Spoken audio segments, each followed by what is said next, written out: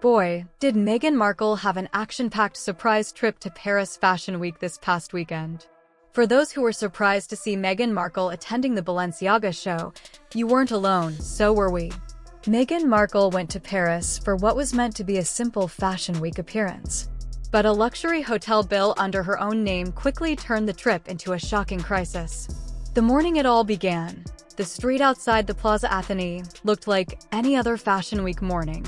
Black cars lined up along Avenue Montaigne. Security stood by the doors. Photographers leaned against the railings, waiting to shout the next famous name. Inside, on the 5th floor, Meghan Markle's suite had been busy since early morning. Her glam team arrived just after 7 a.m. Garment bags were opened across the bed. A full Balenciaga look was laid out on a long cream sofa. The room smelled of hairspray, coffee, and new fabric. This was supposed to be a simple trip. She was in Paris for one thing only, the Balenciaga Spring Summer show at Paris Fashion Week. The invitation had come from Pierpaolo Piccioli, who had recently stepped into his new role as creative director. It was meant to be a quiet show of support, a single appearance, a quick trip in and out. But by 10 a.m., something already felt off. A man from hotel management knocked on the door. He spoke politely with Meghan Markle's assistant in the hallway. Their voices were low, but the tone was no longer the friendly one from the night before. This time, it sounded careful, almost tense. The assistant nodded, took the paper he handed over, and slowly closed the door. On the paper was a printed statement, not the final bill, but an updated running total for the stay so far: room charges, security fees, in-room dining, extra suites booked for staff, and car services billed through the hotel. The number was already climbing past what most people would spend in a year. Meghan Markle didn't see it right away. She was in the dressing area preparing for fittings. But her assistant's expression changed the moment she read it. She checked the booking file again. Then she reviewed the email confirmation sent weeks earlier. Something didn't match. From the beginning, the understanding had been clear. The trip was not supposed to be charged to Meghan Markle's personal account. The arrangements were said to be covered as part of the fashion appearance. That was the agreement when the invitation came. That was how trips like this usually worked. So why was the hotel listing the charges under her name? By midday, the car was ready to take Meghan Markle to the show venue. Cameras flashed as she stepped out of the hotel in a sleek black Balenciaga coat. Her face was calm and focused, the composed look the public had come to expect. At the venue, she was seated in the front row just a few seats away from Anne Hathaway and Lauren Sanchez Bezos. Models began walking the runway in structured coats, sharp lines, and bold silhouettes.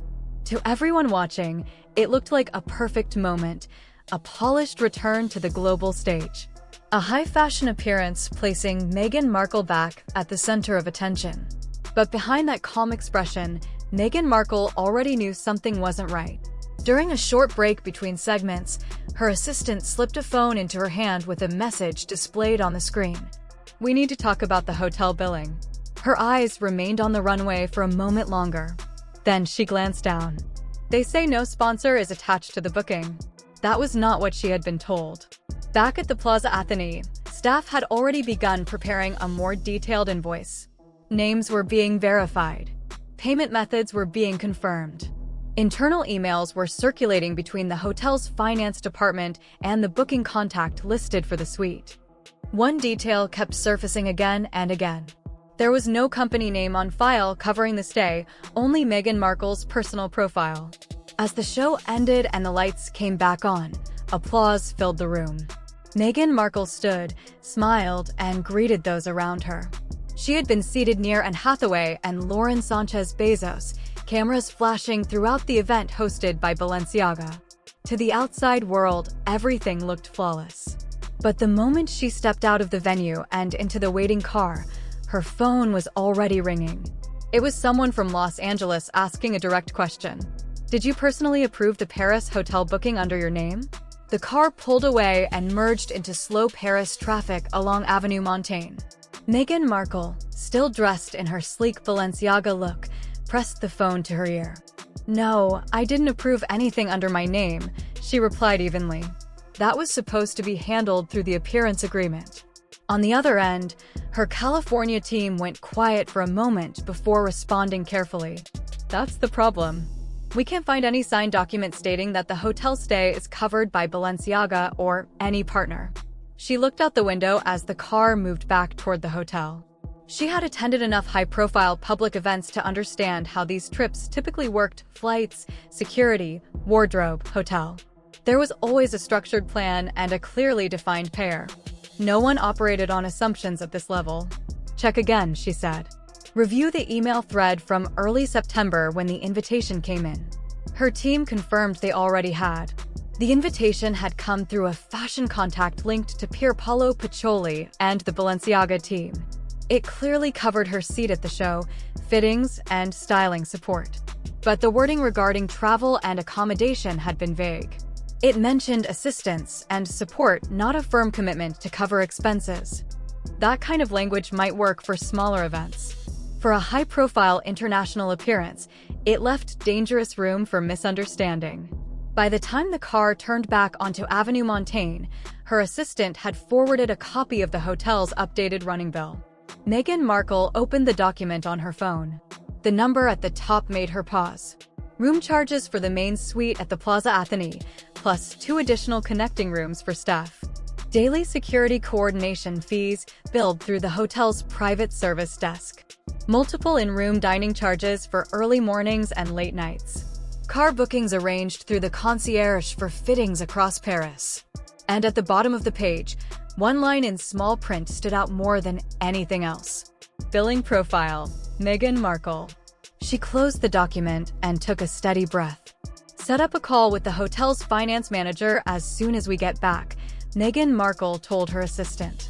"I want to hear exactly what they have on file." The car pulled up outside the hotel, and the usual line of photographers was still there. She stepped out, offered a brief smile, and walked inside with her security team close behind.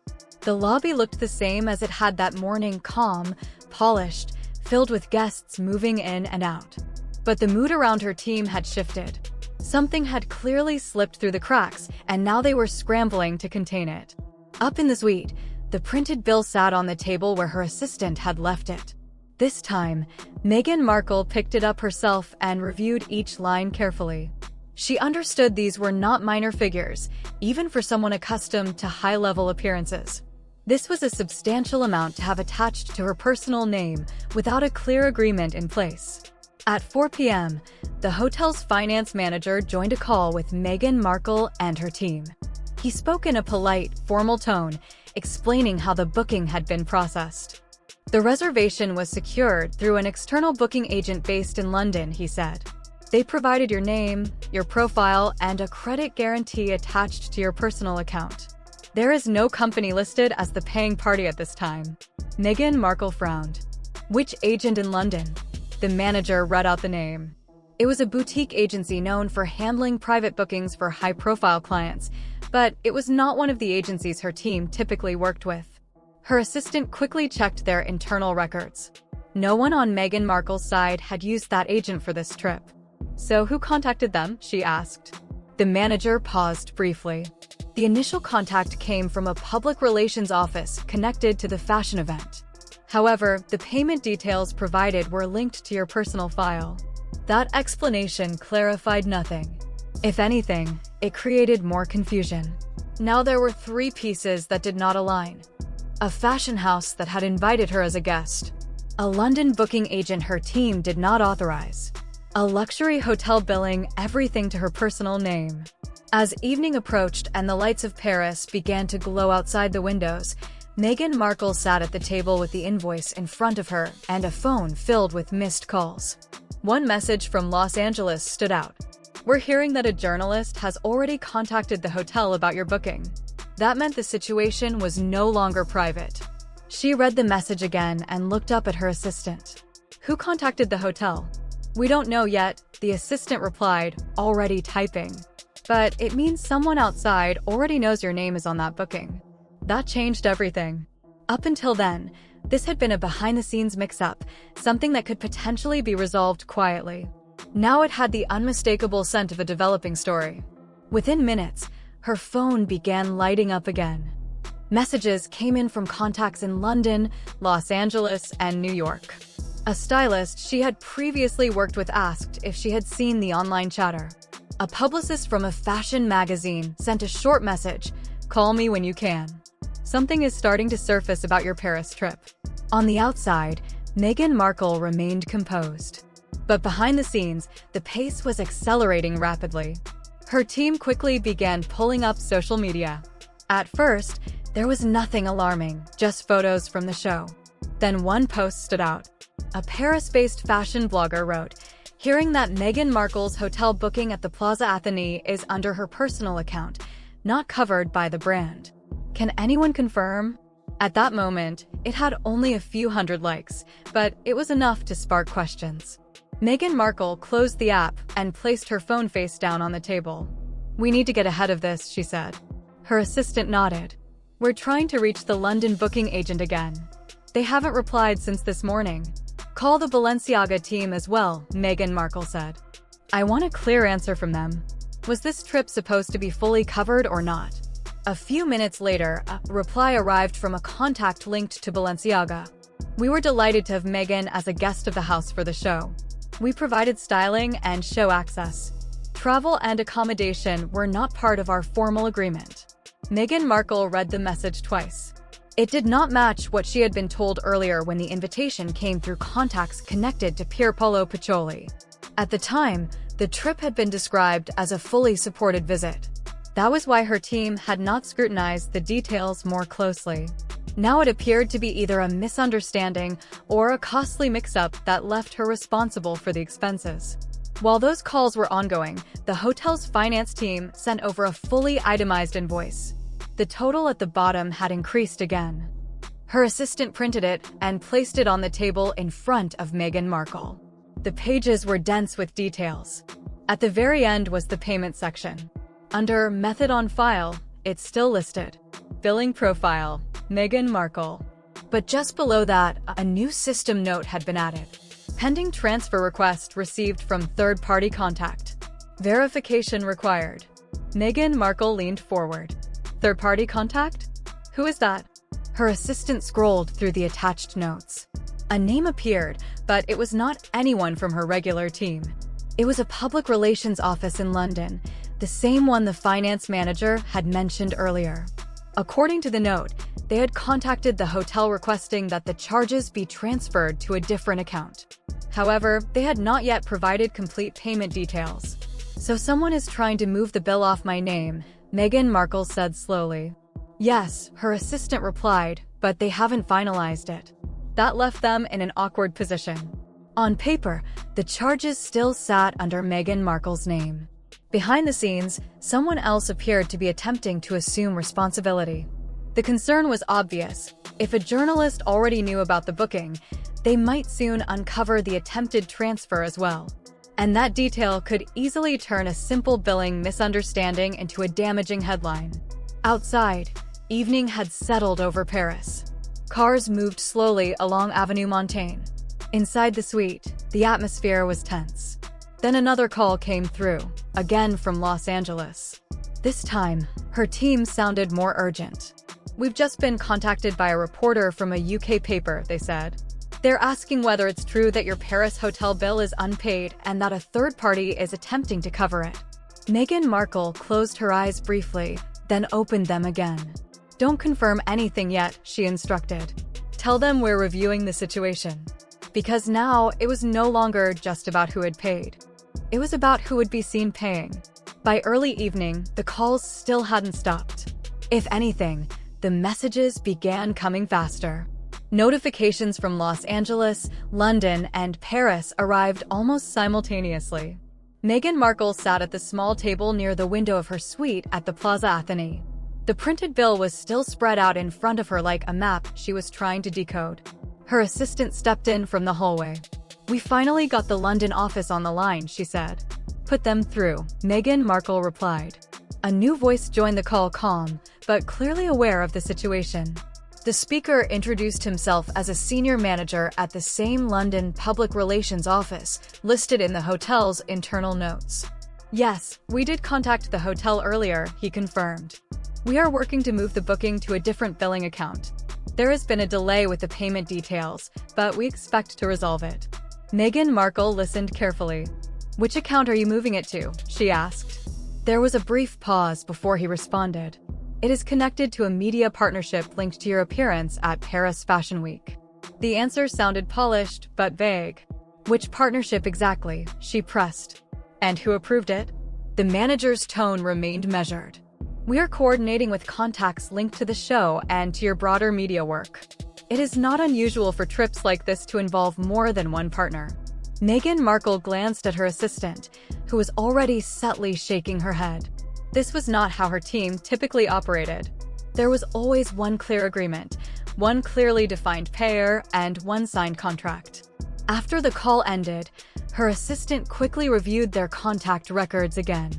The London office had handled fashion events before, but they had not been hired directly by Meghan Markle's team for this trip. That meant someone else had brought them in. "Could this be connected to your projects with Netflix?" her assistant asked quietly. Meghan Markle didn't respond immediately. Her deal with Netflix had certainly expanded her visibility, and outside partners often tried to associate themselves with that level of exposure. But attaching that name to a financial arrangement, especially one involving hotel billing, required clear authorization. "Call our legal team in California," she said finally. "Ask them whether any production or promotional partner was formally linked to this Paris visit." As that call was being arranged, another message came in from Los Angeles. It was short and more alarming. The UK reporter says they've seen part of the hotel invoice. That meant at least part of the bill had already been shared outside the hotel. A tightness formed in Meghan Markle's chest, though she kept her composure. She had weathered public scrutiny before, but this was different. This involved financial records, documentation, and the suggestion that she may have left a substantial bill unpaid. "Find out how that invoice was leaked," she instructed. Her assistant nodded. "We're asking hotel management to review staff access logs." Moments later, the California legal team joined the call. They had already begun reviewing records connected to her work with Archewell and her media agreements.